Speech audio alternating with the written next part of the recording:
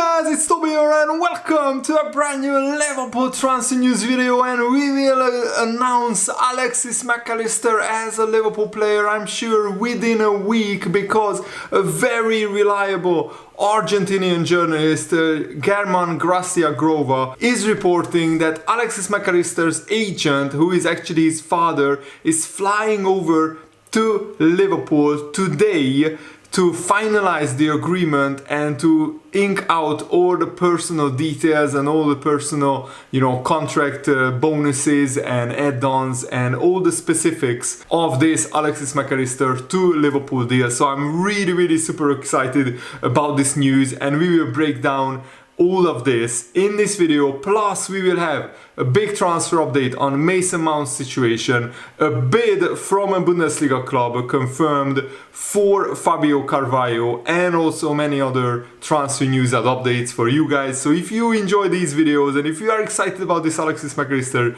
deal, you know the drill. Leave a like and subscribe if you haven't already, so we can grow this little community that we have of a growing community of Liverpool fans around the world.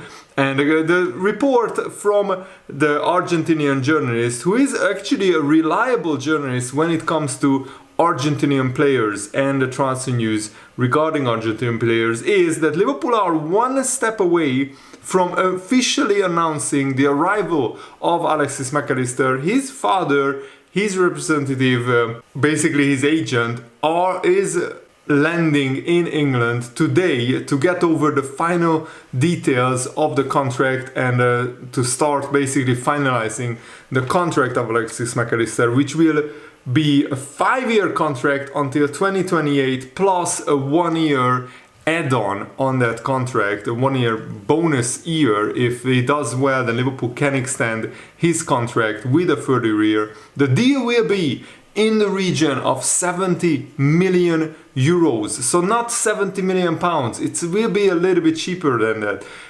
That's like 63 million pounds, I think, 70 million euros. And Alexis MacAllister has already said goodbye to the Brighton fans in Brighton's last game in the Premier League, and also De Zerbi pretty much confirmed that Moises Caicedo and Alexis MacAllister are leaving Brighton at the end of the season, and they are going to bigger clubs, and Brighton are still a pretty small club when it comes to the giants of the Premier League, the giants of English football. So De Zerbi knows that they can't keep these kind of players against their will at Brighton, because then other young players will not go to Brighton to develop and grow and to then sign for a bigger club in the future. So the Liverpool fans can already start tracking planes and jets flying to Liverpool, I guess, on social media. I absolutely love the banter that is surrounding these transfer news on Reddit and Twitter. So yeah, let me know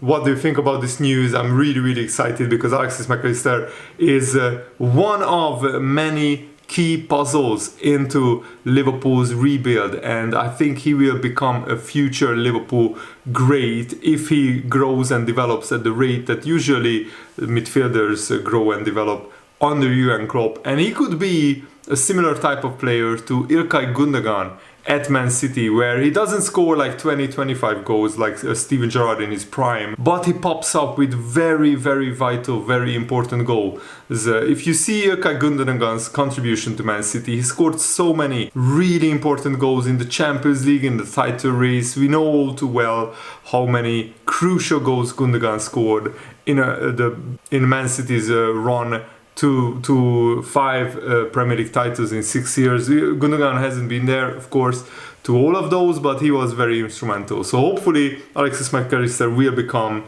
a player like that for Liverpool, where he scores 10-15 goals per season, but they will be very important ones as well. And Fabrizio Romano actually said that Liverpool are in the market for 3 midfielders. So we want to sign 3 midfielders. We also want to sign 1 centre-back, and potentially, if we can sign a talented fullback, then we want to sign a talented fullback as well. So that is very encouraging, because I think For Liverpool's rebuild to be very good and very effective, we need 4 or 5 players, and in these exact correct positions. So it looks like we would be in the market for a right back, because for many years we need cover for Trent, because Joe Gomez and James Milner could play there previously. Maybe Liverpool didn't sign a right back before this summer transfer window, but now with Milner leaving and potentially Gomez leaving, but also Gomez being a liability defensively, and we can talk about that later if you want. Joe Gomez losing all of his confidence and being so hesitant that he just, because of that hesitancy, becomes a liability, and he had so many shocking games. Yes, he had some good games as well. The shocking games just stick to your mind a little bit more. And I don't want Joe Gomez as right back, as backup for Trent. I think we can sign a better player. You could make an argument for, Joe Gomez couldn't do as much harm at right back than he is doing at centre back sometimes. But still, I think Joe Gomez should be sold, and we should sign a better centre back and a better right back than him. And there is an argument of signing centre backs like Timber or Van der Veen, the Wolfsburg centre back, who we have been recently linked with. I will make a separate video on him probably in the next 2 or 3 days. That they both can play fullback as well. Timber can play right back and centre back, and Van der Veen can play centre back and left back. So there could be a scenario where we move on both Matip and Joe Gomez, and then bring in Timber and Van der Veen. So we will have still 4 centre-backs at our disposal, but we will have backup for Trent Alexander-Arnold and Andy Robertson as well. And this way you could argue that Van der Veen and Timber would get more playing time, because sometimes they will play right back or left back, and sometimes they will play as centre-backs. And David Lynch also provided an update on Liverpool's transfer plans. He said that Jurgen Klopp has told Fabio Carvalho that he's not in his plans for next season. However, Liverpool is reluctant to lose him on a permanent deal. We would prefer if Fabio Carvalho was loaned out, but we know that if a very good offer comes in for Carvalho, then he could be sold as well. And on that note, according to Fabrizio Romano, Leipzig had an opening bid for Carvalho, turned down by Liverpool. That's what I was meant to say. Liverpool don't want the player to leave on a permanent deal. I think if Leipzig up their offer, and if they offer very serious money for 25-30 million, then Liverpool could sell Carvalho with a buyback clause inserted into his contract, and this way we get 25-30 million right now, and we could reinvest that into the rebuild of Liverpool. And maybe 2, 3, 4 years from now, if Fabio Carvalho becomes a world-class player, we can buy him back, or basically cheaper than what his actual market value will be in 3 or 4 years. So that's very interesting. Liverpool could be open to a buyback option clause into the deal. That's confirmed by Fabrizio Romano, as revealed yesterday, and clubs will discuss that soon. Usually the first bid is rejected, and Liverpool will wait for Leipzig to up their offer. Leipzig would be a really good club for Fabio Carvalho, because Leipzig are a club in the Champions League. They are regularly fighting for the Bundesliga title without actually winning it yet, but they are going to try and win back-to-back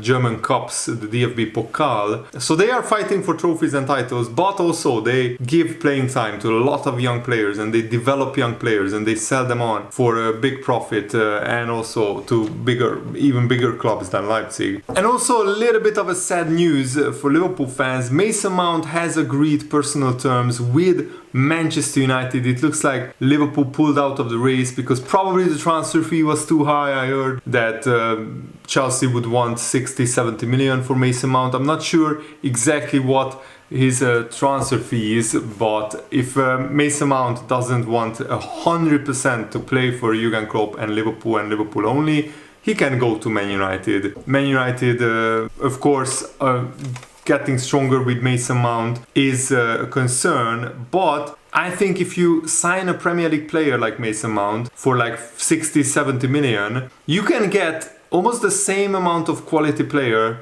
like who is not English, like MacAllister for like a little bit cheaper. Remember, Mason Mount only has 1 year left on his contract, so £60 million for a player who has 1 year left is a massive amount of money. That means if he had 4 or 5 years left, he would cost 100 million. There is no way Mason Mount is a 100 million pound footballer. And he's not even potentially a 60 million pound footballer, depending on how he develops at Man United. But I think if we sign players from the Bundesliga, and this looks like Jörg Schmatke, the new sporting director who is coming from Wolfsburg, he has a very, very big knowledge, very good knowledge of Bundesliga talent.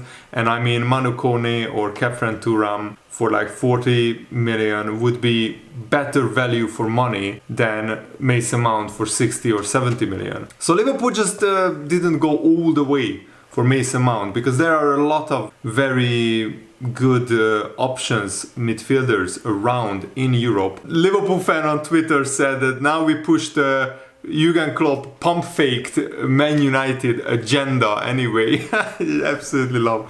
Pump-fake is like a fake shot in basketball. I used to play basketball in high school for like 7 years, so I absolutely love that sport. In high school and after high school, so I played basketball like competitively for 6 or 7 years, and pump fake was very effective as well. He is getting a wage of 300,000 pounds per week. And it's a shame, because Mason Mount would have been a good player for Liverpool, but this is such a typical Man United signing. I mean, they have already Bruno Fernandes, probably their best midfielder, playing in the exact same position that Mason Mount plays. So they sign a player for 60-70 million pounds who only has 1 year left on his contract. He plays the exact same position as Bruno Fernandes, so basically you don't really need a midfielder like him. Plus he will be on massive wages. That's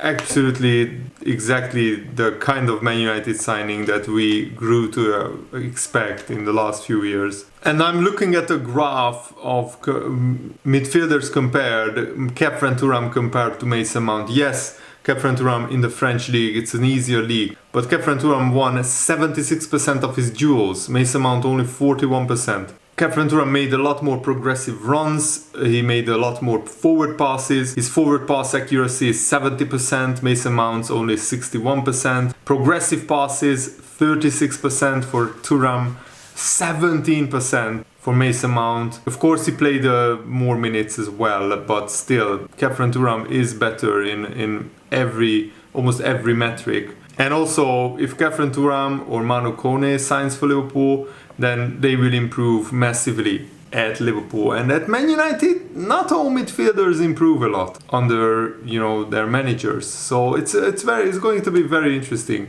how this plays out. Of course, I will make a video on Manu Kone as well, a separate video, because it looks like with our new sporting director coming from Wolfsburg, we are going after Bundesliga players, and I think there is great value in Bundesliga midfielders. It's also a very fast and very physical league, the Bundesliga. It's not, of course, as high quality and as intensive as the Premier League, but still I watch a lot of Bundesliga highlights. I love that league as well, and I'm following Dortmund, Schalke, and a lot of Bundesliga sides as well. I'm always watching Bayern Munich because of Sadio Mane as well. I have an interest in them because of Mane. So Manu Kone is a quality midfielder. He had a pretty good season at Borussia Mönchengladbach, and also our new sporting director potentially picking out talents from the Bundesliga.